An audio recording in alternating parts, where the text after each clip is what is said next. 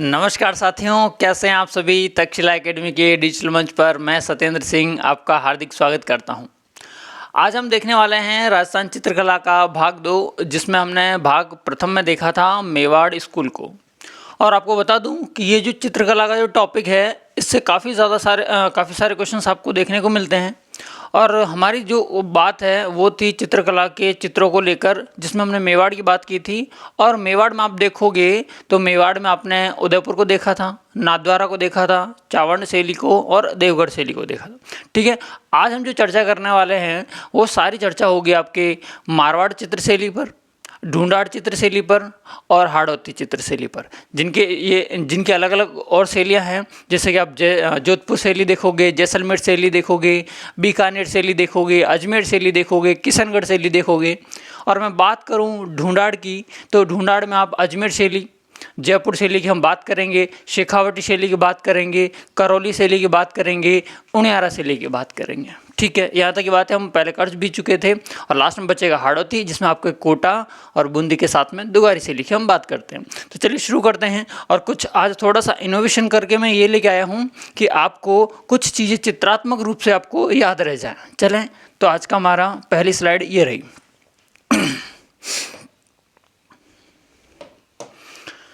तो देखिए, इसमें हम बात जो करने वाले हैं वो ये है कि जोधपुर शैली की बात करेंगे। किसकी बात करेंगे? जोधपुर शैली की बात करेंगे। जोधपुर शैली, देखो, जैसलमेर एकमात्र ऐसी शैली है, जैसलमेर एकमात्र ऐसी शैली है जिस पर अपने स्थानीय शासन, मतलब स्थानीय प्रभाव पड़ा था और किसी का प्रभाव नहीं पड़ा था। जैसे कि मुगलों का हो गया, यूरोपीय का हो गया, किसी का नहीं पड़ा था। लेकिन बाकी सारी शैलियाँ हैं उसमें, इसमें आती है आपके जोधपुर शैली। कौन सी शैली? जोधपुर शैली। इस पर आपके मुगल शैली का भी इफेक्ट देखने को मिलता है और आपको स्थानीय शैली का भी इफेक्ट देखने को मिलता है।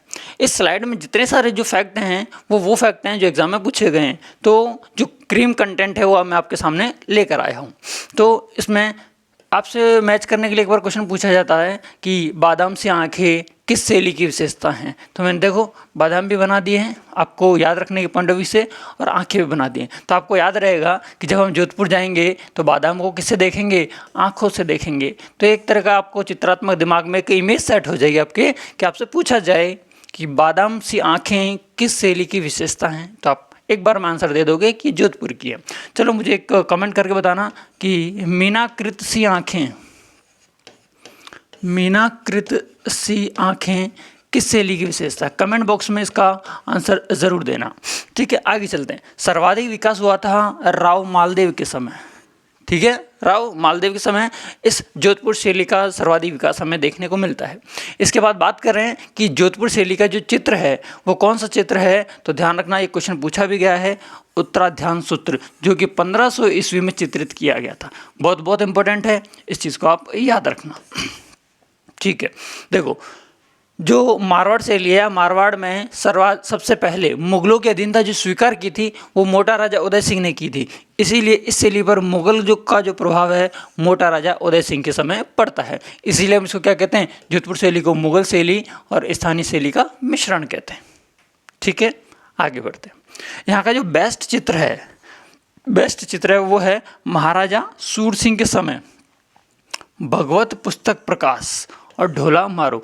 आपसे क्वेश्चन इस तरह से पूछा जाएगा कि जोधपुर शैली का उत्कृष्ट चित्र भगवत पुस्तक प्रकाश किसके समय चित्रित किया गया था? तो आंसर क्या रहेगा आपका? सूर सिंह आंसर रहेगा। क्या रहेगा? सूर सिंह आंसर रहेगा। आगे बात करें, महाराजा मान सिंह के समय नाथ संप्रदाय के चित्र बने। बहुत ज़्यादा इंपॉर्टेंट, इसे हम संत और संप्रदायों में एक बार और बात करेंगे। माननाथी संप्रदाय, इन सारे संप्रदाय की हम बात करेंगे। और नाथ संप्रदाय के सबसे बड़े भक्त हुआ करते थे मारवाड़ के महाराजा मान सिंह।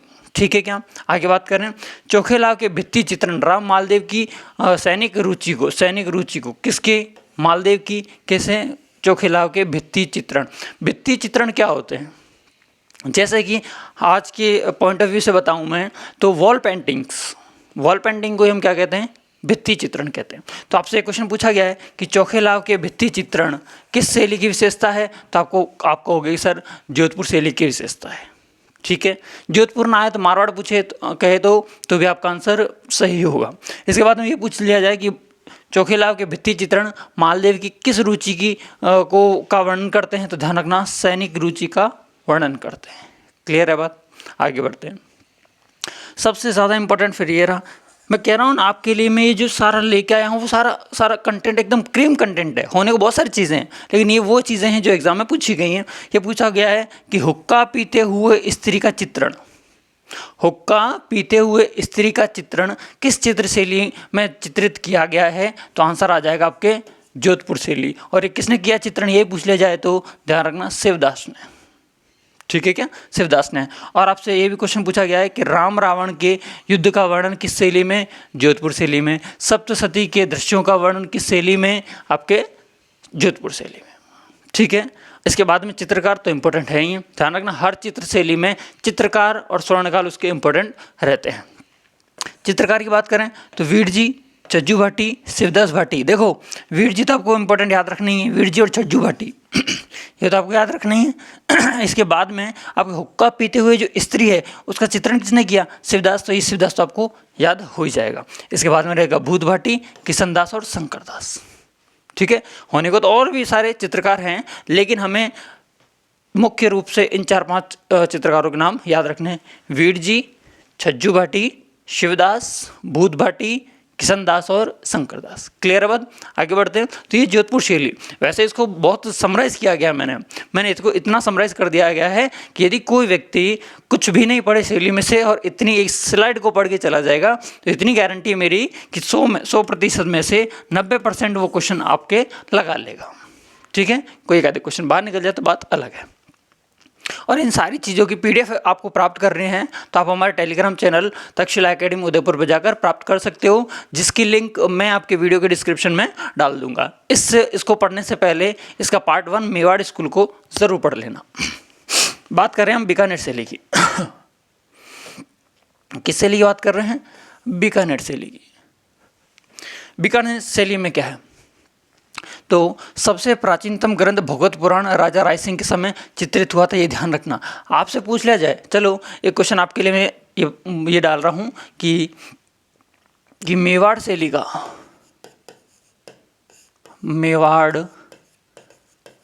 शैली का प्राचीनतम चित्रित ग्रंथ कौन सा है? प्राचीनतम चित्रित ग्रंथ कौन सा है? किसके समय चित्रित किया गया था और किसने चित्रित किया गया था? पार्ट 1 में बता चुका हूँ ये सारी बातें।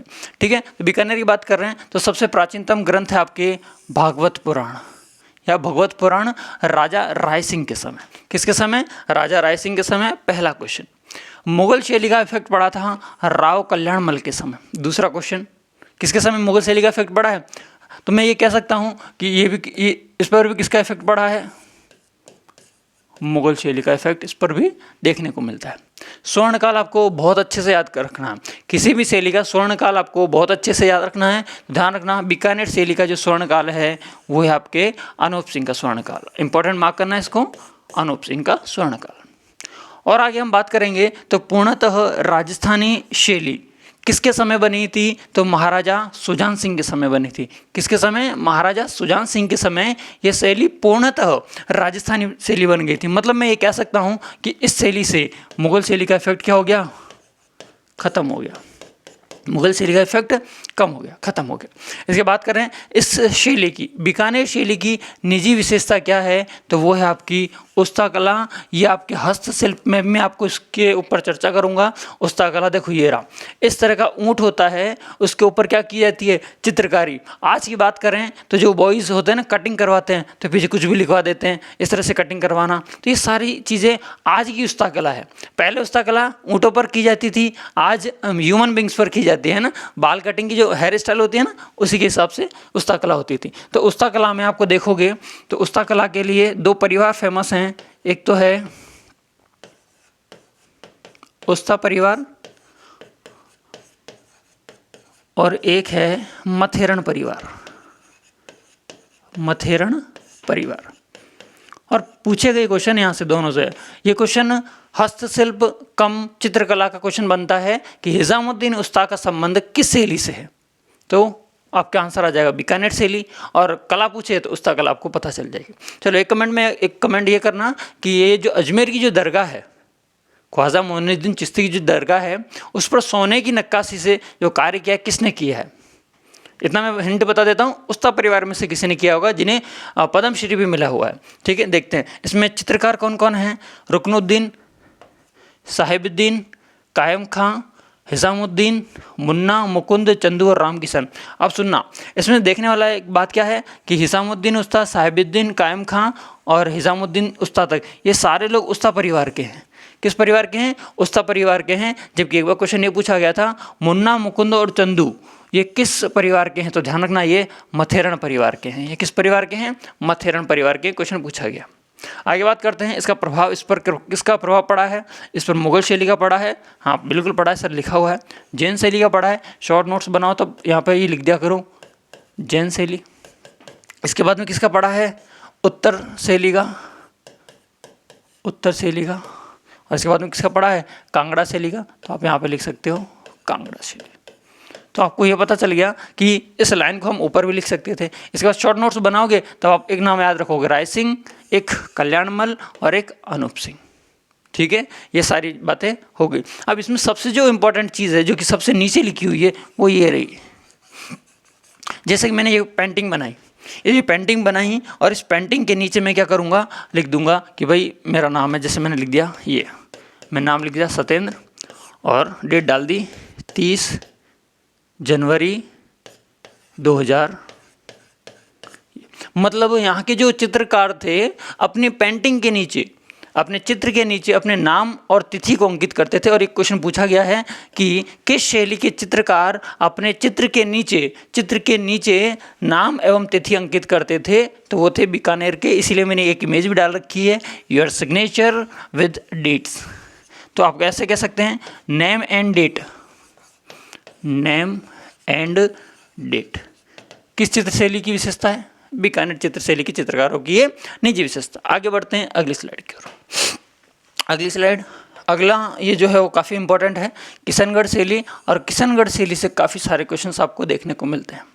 किशनगढ़ शैली में सबसे ज़्यादा जो इम्पोर्टेंट चीज़ है वो ये है कि किशनगढ़ शैली को ही हम कागजी शैली के नाम से जानते हैं। किस शैली के नाम से जानते हैं? कागजी शैली के नाम से जानते हैं। और यहाँ पर जब मैचिंग का पूछा जाए, जैसे कि पहले मैंने जोधपुर शैली में बताया कि बादाम सी जो आँखें हैं वो किस शैली की विशेषता हैं, तो आपने कहा था सर जोधपुर शैली की। एक मैंने आपसे पूछा है कमेंट में कि मीनाकृष्ण सी आँखें किसकी हैं। अब मैं आपसे एक और बता रहा हूँ, कमल एवं खंजर सी आँखें कैसी? कमल एवं खंजर सी आंखें किस शैली की विशेषता हैं? तो आप ध्यान रखना, किशनगढ़ शैली की विशेषता है। इसीलिए मैंने यहाँ पर ये देखो ये बना रखा है कमल, ताकि आपको याद रहेगा। क से कमल, क से किशनगढ़, ऐसे याद रख लेना।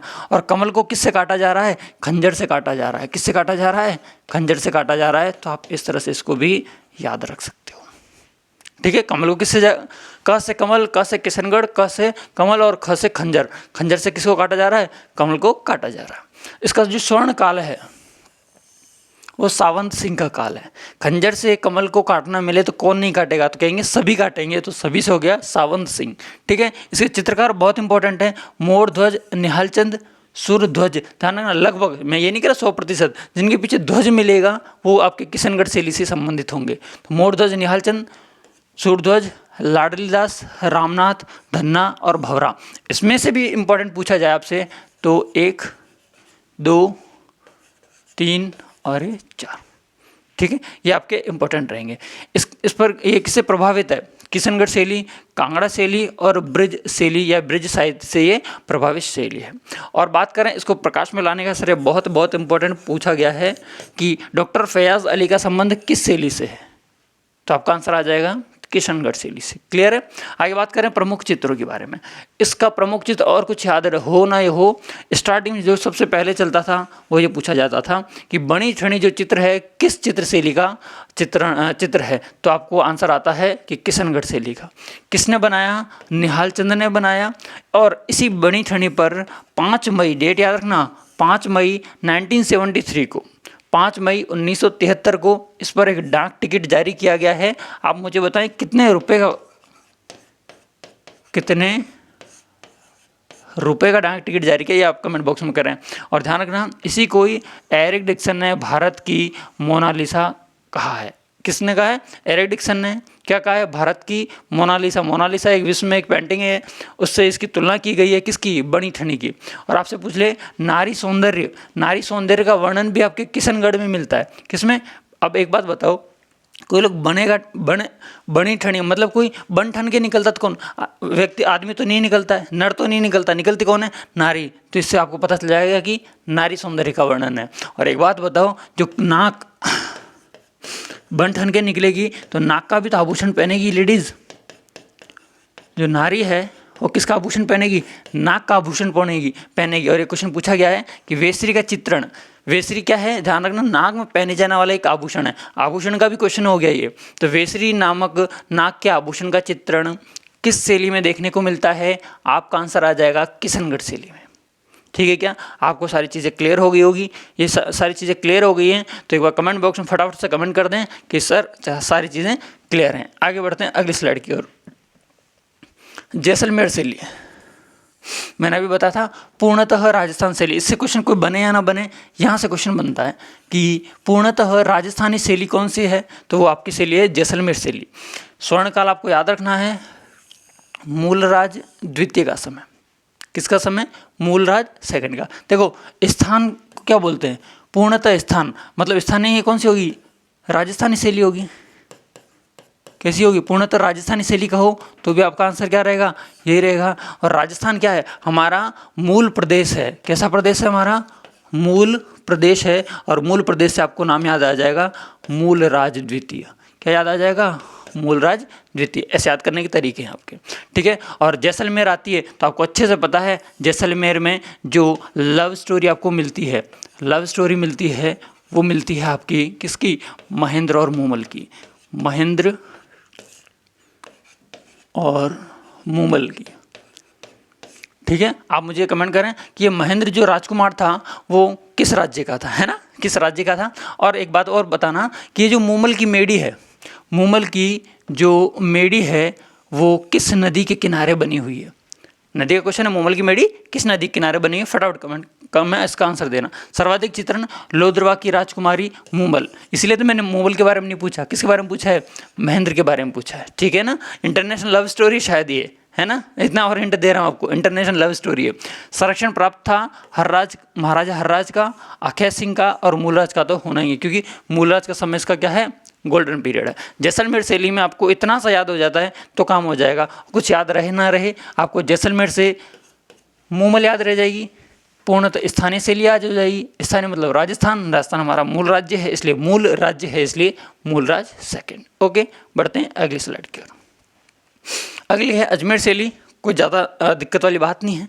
अजमेर में देखो आपको अच्छे से पता है टोडगढ़ जेल है, इसके बाद में अकबर का किला है, मैगजीन दुर्ग कहते हैं। तो मुगल शैली का तो पढ़ना ही पढ़ना था इफेक्ट, और इसमें राजस्थान से थी तो राजस्थानी शैली।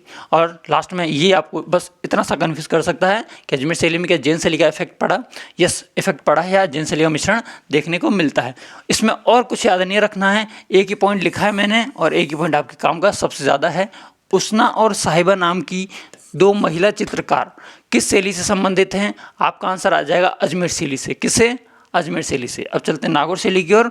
नागौर में आपके जोधपुर, बीकानेर, अजमेर, मुगल और दक्षिणी चित्र शैली। ये कुछ याद रहे या ना रहे चलेगा, लेकिन ध्यान रखना नागौर शैली में दक्षिणी चित्र शैली का भी आपको क्या मिलता है? मिश्रण मिलता है। क्वेश्चन पूछा गया है। आगे बढ़ते हैं। 18वीं सदी में इसका आरंभ हुआ था। ठीक है, कोई दिक्कत नहीं। यह रहा एक इम्पोर्टेंट कि बुझे हुए रंगों का प्रयोग किस चित्र शैली में देखने को मिलता है? तो किसमें? नागौर। कौन सी? नागौर। बुझे हुए रंग चित्र और एक वृद्धावस्था का वर्णन भी ही मिलता है। किसका? वृद्धावस्था का वर्णन भी आपको नागौर चित्र शैली में मिलता है। और उत्कृष्ट चित्र जो है आपके 1720 में बना था, और किसका बना था? ठाकुर इंद्र सिंह का बना था। इसमें 3 रूप से ये क्वेश्चंस बने हुए। क्या क्या? बुझे हुए रंगों का प्रयोग नागौर शैली, वृद्धावस्था का चित्रण नागौर शैली, उत्कृष्ट चित्र ठाकुर इंद्र सिंह का नागौर शैली। आपसे क्वेश्चन पूछे गए। ठीक है, ओके, चलते हैं अगली स्लाइड की ओर। अब देखो ये खत्म होगी हमारी कौन सी शैली? ये हमारी पूरी शैली खत्म होगी मारवाड़ शैली। मारवाड़ शैली खत्म हो चुकी है। अब हम जो बात करने वाले हैं वो बात करेंगे ढूंढाड़ शैली की। ढूंढाड़ शैली, और ढूंढाड़ शैली के अंतर्गत हम पहली से जो शैली पढ़ने वाले हैं वो है आपके जयपुर शैली। कौन सी शैली? जयपुर शैली की बात करेंगे। और जयपुर शैली में ये लो आपकी जयपुर शैली को दिखा देता हूँ मैं आपको। ये रही आपकी जयपुर शैली है। ये देखो, जयपुर में आपको ध्यान रखना, एकमात्र ऐसी शैली जिस पर सर्वाधिक जो प्रभाव देखने को मिलता है वो हमें मुगलों का प्रभाव देखने को मिलता है, क्योंकि जयपुर रियासत ने सबसे पहले मुगलों की अधीनता स्वीकार करी थी और पूरा लगभग उनकी पूरी ही जो पीढ़ी है, वंश है, उन्होंने मुगलों की सेवा करते करते ही अपना जीवन समाप्त कर लिया था। इसलिए जयपुर शैली पर मुगली शैली का सर्वाधिक इफेक्ट आपको देखने को मिलता है। किसका? मुगली का। और राजस्थानी तो होनी है ये, ठीक है। विकास 1700 से 1900 के मध्य। इसमें जो इसको प्रोटेक्शन प्रोवाइड किया था जयपुर शैली में, उसने किया था सवाई जयसिंह ने। जयपुर शैली जयसिंह, सवाई जयसिंह है तो जयसिंह फर्स्ट होगा, है ना। सवाई फर्स्ट है और मिर्जा सेकंड, ऐसे होता है क्या? बताएं एक बार। यदि मैं लिखूं सवाई जयसिंह तो ये प्रथम होगा या द्वितीय होगा, या मिर्जा लिखूं तो फर्स्ट होगा या द्वितीय होगा? ये कमेंट करके बताएं, मिर्जा फर्स्ट होगा या सेकंड होगा, ये आप जरूर कमेंट करें। आगे बात करें स्वर्णकाल, बहुत ज़्यादा इंपॉर्टेंट कि आपसे पूछ ले जयपुर शैली, जयपुर चित्रकला का या जयपुर शैली का स्वर्णकाल किसका काल है? वो है आपके सवाई प्रताप सिंह का काल। और ध्यान रखना, ये जो सवाई प्रताप सिंह का जो काल है, सवाई प्रताप सिंह जिनका नाम है, इन्होंने ही जयपुर में हवा महल का निर्माण करवाया था। किसका? हवा महल का निर्माण करवाया था।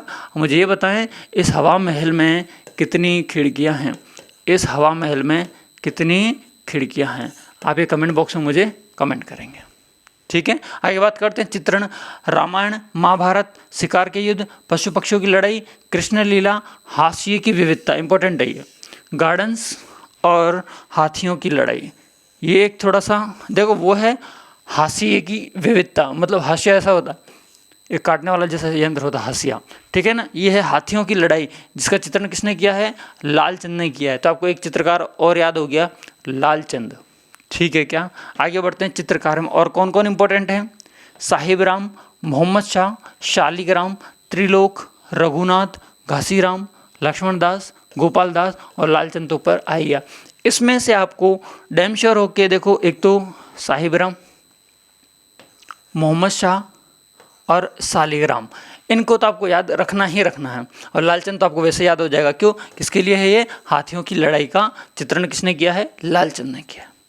बात करें साहिब राम ने महाराजा ईश्वरी सिंह का आदमकट, जिसे हम कहते हैं पोर्ट्रेट चित्रण बनाया। कैसा बनाया? पोर्ट्रेट चित्रण। अब आपसे ये जो ईश्वरी सिंह है, ये ईश्वरी सिंह ये वही है जिसने ईसरलाट या सरगासूली का निर्माण करवाया था। और इसी ईसरलाट और सरगासूली से अपनी दो रानियों के साथ में किससे? मराठों से तंग आकर इन्होंने क्या कर ली? आत्महत्या कर ली थी। तो आत्महत्या करने वाला जयपुर का एकमात्र शासक कौन था? ईश्वरी सिंह था। कहाँ से की? ईसरलाट से स्थापना। ये ईसरलाट बनाया भी किसने था? इसी ने बनाया था। आगे बात करते हैं महाराजा स्कूल ऑफ आर्ट्स, बहुत सी बार क्वेश्चन पूछा गया है। इसकी स्थापना 1886 में की गई थी, राम सिंह सेकंड ने की गई थी। ये आप ध्यान रखना, स्कूल ऑफ आर्ट्स। बाद में इसका नाम क्या बदल दिया गया? इसको आप मुझे कमेंट बॉक्स में कमेंट कर देना कि महाराजा स्कूल ऑफ आर्ट्स का नाम बाद में क्या कर दिया गया, ठीक है। अल्बर्ट हॉल म्यूजियम में इसकी स्थापना 1886 में सेम हुई थी और राम सिंह सेकंड ने ही की थी। इसमें से आपको इम्पोर्टेंट ये है कि महाराजा स्कूल ऑफ आर्ट्स की स्थापना किसने की थी। और यूरोपीय प्रभाव पड़ा था माधव सिंह सेकंड के समय। किसके समय? माधव सिंह सेकंड के समय। ये आपकी जयपुर से लिए वाकई में बहुत इंपॉर्टेंट है। आपको ये जो फैक्ट दिख रहे हैं ना, इसमें से एक भी ऐसा फैक्ट नहीं है जो आपके एग्जाम में नहीं पूछा गया है। चलें अगली स्लाइड की ओर। अगली स्लाइड अलवर शैली, ज़्यादा इंपॉर्टेंट नहीं है बट फिर भी इसके बारे में चर्चा करना बनता है। स्टार्टिंग कब हुई थी अलवर शैली? ध्यान रखना, महाराजा प्रताप सिंह के समय इसका क्या उद्घाटन काल माना जाता है और 1775 ईस्वी में इसकी क्या की गई थी? आरंभ की गई थी अलवर शैली। इस अलवर शैली का हम मैं कहूँ कि मौलिक रूप, मतलब इसका जो प्योर रूप है, कब निखर के आया था? किसके समय आया था? तो ध्यान रखना, बख्तावर सिंह के समय निखर के आया था। एक क्वेश्चन आपसे मेरा ये रहा कि नसीराबाद छावनी, नाम सुना होगा 1857 क्रांति का। नसीराबाद छावनी में जो विद्रोह किया था वो किसने किया था? फटाफट आंसर दें। ठीक है, स्वर्णकाल आपको याद रखना है। अलवर शैली में ध्यान रखना, अलवर के जितने भी शासक होंगे सबसे ज़्यादा, जैसे 1857 क्रांति में देखोगे तो बन्ने सिंह है ना, इधर देखोगे तो विनय सिंह। तो जितने भी आंसर लगभग सारे नहीं कह रहा हूँ, लगभग अलवर शैली से कोई सा भी क्वेश्चन पूछे, या अलवर स्थापत्य कला से कोई सा क्वेश्चन पूछे, या अलवर के इतिहास से कोई क्वेश्चन पूछता है, तो लगभग 80% जो क्वेश्चन होते हैं उसमें आंसर क्या जाता है? विनय सिंह जाता है। तो आप तो गोल्डन पीरियड भी किसका रहेगा? अलवर में विनय सिंह का। चित्रकार की बात करें, बलदेव, गुलाम अली, जमुना दास, सालीग्राम जयपुर में आ गया है, डालू राम, शिव कुमार, छोटेलाल और नंदराम, ये सारे नाम एक बार पूछे गए हैं, सिवाय इस राम गोपाल के और शिव कुमार के। और ध्यान रखना, यदि कोटा शैली की जब मैं बात करूंगा तो उसी कोटा शैली में एक डालू और आएगा, तो सिर्फ डालू कहे, राम नहीं कहे, तो डालू का संबंध है कोटा से और डालू राम का संबंध है अलवर से। ठीक है ना, डालू राम का संबंध है अलवर से। आगे बात करें, सबसे ज़्यादा इंपॉर्टेंट ये रहा कि वेश्याओं या गणिकाओं का चित्रण। ठीक है ना, वेश्याओं या गणिकाओं का चित्रण और योगासन का जो चित्रण है वो किस शैली में देखने को मिलता है? तो वो आपको देखने को मिलता है अलवर शैली में। बहुत इंपॉर्टेंट है, क्वेश्चन पूछा गया है यहाँ से। ठीक है, विनय सिंह ने है, ये थोड़ा सा गैप नहीं दे रखा। शेख सादी के प्रसिद्ध गुलिस्तान की पांडुलिपि, बहुत इंपॉर्टेंट है कि जवाहरतों की शाही से इसने क्या करवाया? निर्मित करवाया। आपके लिए गुलिस्तान की पांडुलिपि इंपॉर्टेंट है और शेख सादी इंपॉर्टेंट है और महाराजा विनय सिंह इंपॉर्टेंट है। लास्ट लाइन में 3 क्वेश्चन आपके सामने रखे हुए हैं। बढ़ते हैं अगली शैली की ओर। अगली शैली आपके आमेर शैली, छोटी सी है, कोई दिक्कत वाली बात नहीं है। आमेर शैली का जो आपके आमेर शैली का प्रारंभिक ग्रंथ है वो आप जरूर याद रखना, यशोधरा चरित्र। और कब चित्रित किया गया था? 1591 ईस्वी में। इसमें चित्रण किसका किया गया है? कालिया दमन, मल्ल योद्धा, गणेश और सरस्वती। इसमें से आपको ये याद रखना है, ये दोनों आपके क्या हैं? ज़्यादा इंपॉर्टेंट है। ये उनियारा शैली है, उनियारा शैली जो है, उनियारा शैली है कहाँ पर? आप मुझे ये कमेंट बॉक्स में तो आप कर दीजिए, उनियारा शैली है कहाँ पर। ठीक है, इसके चित्रकार आपको कौन कौन याद रखना है? एक तो मीर बख्श याद रखना है, धीमा याद रखना है और काशी याद रखना है। ठीक है, बाकी राम लखन और भीम आपको याद रहना। ठीक है, इसमें चित्र राम लक्ष्मण सीता और हनुमान तीनों का रहा है। और इन तीनों का जो चित्रण है, इन तीनों का चित्रण जो किया है वो किया है मीर बख्श ने, इसलिए मीर बख्श को आपको इंपॉर्टेंट याद रखना ज़्यादा इंपॉर्टेंट है। और यहाँ का जो प्रसिद्ध चित्र हैं उसमें जनानी महफिल और मर्दानी महफिल ये पूछे गए हैं। ये तीनों के तीनों आपके लिए बेहद इंपॉर्टेंट क्वेश्चन बनते हैं आपके एग्जाम में। नहीं है तो एक बार क्वेश्चन करने की ट्राई करना, आपको पता चल जाएगा वाकई में ये इंपॉर्टेंट है। लगभग अब हम बात कर रहे हैं बूंदी शैली के बारे में। पहला ही क्वेश्चन बनता है कि पक्षी शैली के नाम से किस शैली को जाना जाता है? तो वो है आपकी बूंदी शैली, जिसमें मेवाड़ शैली और मुगल शैली का क्या देखने को मिलता है? मिश्रण देखने को मिलता है। क्यों? क्योंकि मेवाड़ जो है, बूंदी जो ठिकाना है मेवाड़ के अंतर्गत ही आता था पहले। ठीक है, आगे बात करते हैं। विकास और सर्वाधिक चित्रण राव सुरजन सिंह, ये नाम याद रखना। बूंदी का नाम आएगा तो राव सुरजन सिंह को याद रखना। इसी के समय सर्वाधिक चित्रण भी हुए थे राव सुरजन सिंह के समय, और विकास भी हुआ था। राजस्थानी विचारधारा की शैली कहते हैं इसको, बहुत ज़्यादा इंपॉर्टेंट अगला फैक्ट है। ठीक है, जिन पे इंपॉर्टेंट करना हो उनको याद करना ही करना है। बूंदी राजमहल में चित्रशाला महाराज उमेश सिंह के समय भित्ति चित्रों का ध्यान रखना। बूंदी के राजमहलों में एक चित्रशाला का निर्माण करवाया गया था। कहाँ पर? बूंदी के राजमहलों में। किसके द्वारा? उम्मेद सिंह के द्वारा करवाया गया था। उसी को ये पूछा गया है कि भित्ति चित्रों का स्वर्ग किसे कहा जाता है? तो ध्यान रखना, बूंदी के महाराजा द्वारा बूंदी के राजमहलों में जिस चित्रशाला का निर्माण किया गया उसे भित्ति चित्रों का क्या कहते हैं? भित्ति चित्रों का स्वर्ग कहते हैं। क्वेश्चन यहाँ से पूछा गया। स्वर्णकाल किसका रहा होगा? जो राजा है उसी का रहा होगा। तो बूंदी से उम्मीदें लगाई जा सकती हैं। चित्रण है प्राकृतिक एवं पशु पक्षी, बता दिया मैंने पक्षी शैली है। ये क्वेश्चन पूछा गया है कि नाचता हुआ मोर किस शैली का उदाहरण है? तो किस शैली का चित्रण है? बूंदी शैली का। चित्रों में कविता एवं कला का भी मिश्रण आपको बूंदी शैली में ही देखने को मिलता है। और ध्यान रखना, नायिका है उसका स्नान करते हुए मतलब नहाते हुए का फोटो बनाया गया है, वो भी आपके कहाँ पर? बूंदी में। और गणिकाओं का अलवर में। तो नायिका के स्नान स्नान है। स्नान का आदम का चित्र है जो किस शैली की विशेषता है, बूंदी शैली की है। और बनाया किसने है, ये है कहाँ पर, ये जालिम सिंह की जो हवेली है वहाँ पर है। जालिम सिंह की हवेली पर इसका चित्रण किया गया है, नायिका का नहाते हुए का चित्र। चित्रकार में बात करोगे सुरजन, अहमद अली, रामलाल, किशन लाल और साधुराम। ज़्यादा इंपॉर्टेंट नहीं है, अहमद अली को आप याद रख लेना, सुरजन सिंह तो आपको वैसे याद रह जाएगा राव सुरजन के नाम से। ठीक है क्या, आगे बढ़ते हैं।